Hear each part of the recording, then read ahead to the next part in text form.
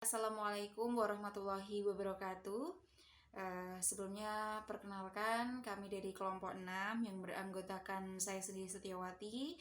Kemudian ada dua teman saya yaitu Naftalina Uli Adelia dan juga Miska Zidna Ilmana.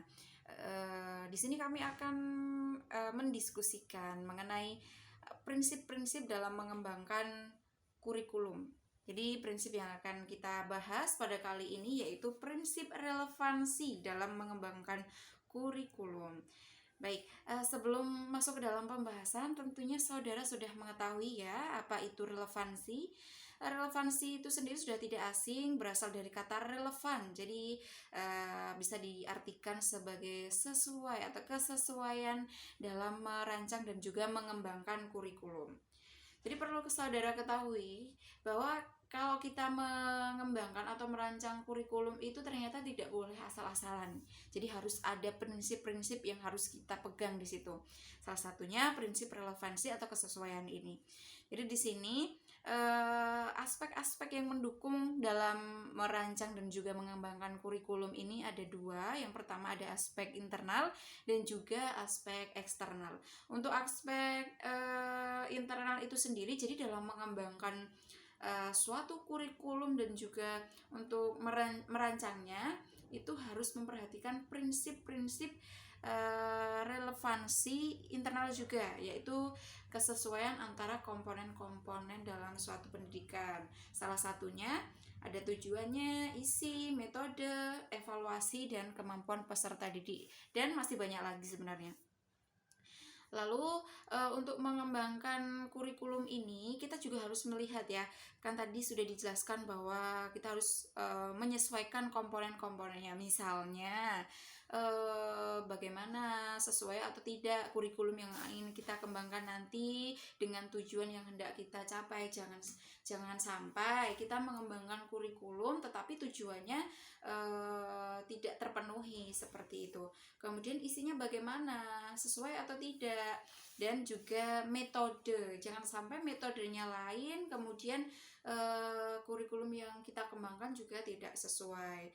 Lalu bagaimana dengan kemampuan peserta didiknya? Untuk kemampuan peserta didik ini kita juga harus memperhatikan sesuai atau tidak. Jadi kita mengembangkan kurikulum yang ibaratnya high, yang tingkatannya tinggi, tetapi kemampuan peserta didiknya kiranya tidak sampai pada kurikulum yang ingin kita kembangkan. Nah, itu juga perlu diperhatikan. Oke, selanjutnya bagaimana keterkaitan dalam mengembangkan kurikulum dilihat dari aspek eksternal. Jadi dalam mengembangkan kurikulum ini prinsip relevansi eksternal itu juga perlu diperhatikan ya. Misalnya saja dalam kita mengembangkan kurikulum itu harus memperhatikan apa yang sedang dibutuhkan oleh masyarakat. Misalnya teknologi ya, misalnya kita dalam suatu sekolah itu ternyata anak-anaknya itu melek teknologi, tetapi dalam kurikulum yang kita kembangkan masih ketinggalan zaman. Nah, itu juga tidak boleh. Jadi harus sesuai dengan apa yang dibutuhkan masyarakat pada saat itu. Selanjutnya pembagian mengenai relevansi akan dijelaskan oleh Miska. Baik, untuk selanjutnya 3 macam relevansi eksternal dalam pengembangan kurikulum. Yang pertama, relevansi sosiologis, itu disesuaikan dengan kondisi lingkungan sekitar siswa. Misalkan siswa yang berada di perkotaan itu nanti diperkenalkan seperti bagaimana peraturan lampu-lampu lalu lintas, terus juga letak bank, kantor pos, dan sebagainya. Lalu yang kedua, relevan dengan perkembangan zaman. Jadi kurikulum itu harus disesuaikan dengan kondisi yang sedang berkembang. Misalkan kalau dulu kan teknologi belum terlalu berkembang, nah makanya saat ujian nasional itu menggunakan paper based test. Sedangkan untuk saat ini kan teknologi sudah berkembang cukup pesat. Makanya sekarang untuk ujiannya juga menggunakan computer based test. Lalu yang ketiga, relevansi psikologis. Itu relevan dengan tuntutan dunia pekerjaan. Jadi sekolah itu harus mampu menyesuaikan dengan dunia kerja saat ini.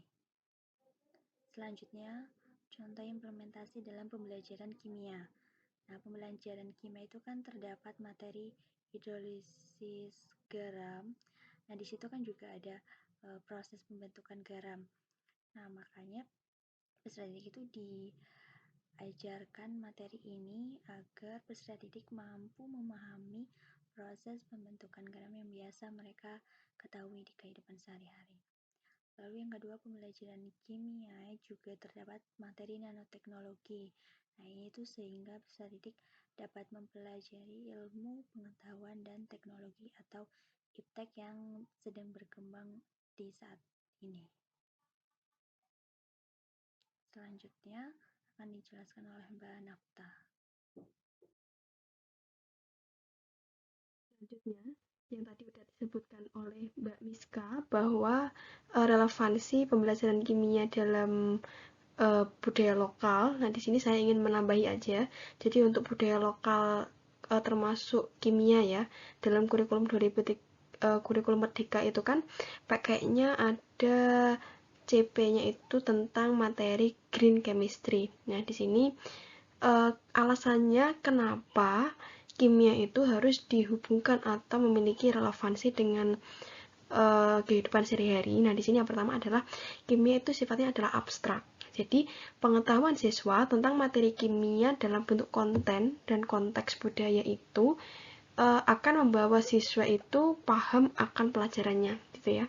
Kemudian yang kedua, materi kimia yang dipahami melalui konten dan konteks akan memberikan pengaruh terhadap peningkatan pemahaman siswa terhadap budaya yang dimiliki sesuai dengan lokasi tempat tinggal siswa gitu.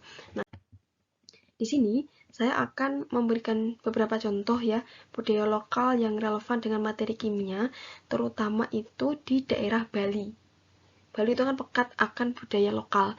Nah, yang pertama itu saya akan mencontohkan tentang bidang keagamaan, yaitu ada ritual megat benang dan tusuk keris. Nah, ini termasuknya adalah simbol pemutusan ikatan lajang dan bentuk ikatan baru sebagai pasangan suami istri.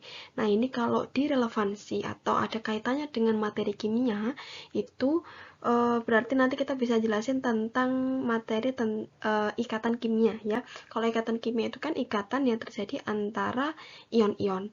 Kemudian yang contoh bidang keagamaan kedua itu upacara abhiseka. Kalau upacara abhiseka itu tentang memberikan nama pada si jabang bayi. Jadi anak yang baru lahir kemudian dikasih nama. Nah, ini kan bisa relate dengan materi kimia, yaitu tentang tata nama senyawa kimia ataupun tata nama hidrokarbon, itu juga bisa. Kemudian yang ngaben itu termasuk upacara jenazah ya, jenazah yang dibakar seperti itu. Nah, atau fungsinya itu adalah untuk mensucikan jasad di alam semesta ini. Jadi kalau misal proses pembakarannya itu nanti bisa ada hubungannya atau relevansi dengan materi kimia, terutama reaksi pembakaran atau nanti ada reaksi eksoterm juga, melepas kalor gitu. Nah, kemudian yang kedua itu adalah bidang pangan, meliputi pembuatan garam dapur, arak tua, cuka, gula merah, daluman, dan santan, kemudian pelunakan daging. Nah, di sini saya jelaskan lebih detail terkait dengan pembuatan garam dapur. Itu kan pakainya proses kristalisasi ya dan filtrasi. Kemudian kalau yang arak itu pakai penyulingan. Kemudian yang tua itu dengan cara fermentasi gitu. Pasti teman-teman sudah paham. Kemudian di sini bidang yang ketiga itu adalah kerajinan tradisional. Nah, ini yang mungkin anak-anak juga udah pernah sering mendengarkan contoh ini, itu tentang melapisi keris pusaka dengan minyak kelapa.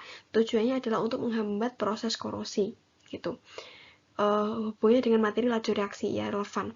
Kemudian yang keempat ini bidang kesehatan, yaitu meliputi ada cetik kerawang. Nah, ini salah satu contoh mungkin bahan untuk kesehatan ya. Jadi racun khas Bali yang spesial digunakan untuk mencelakai orang lain.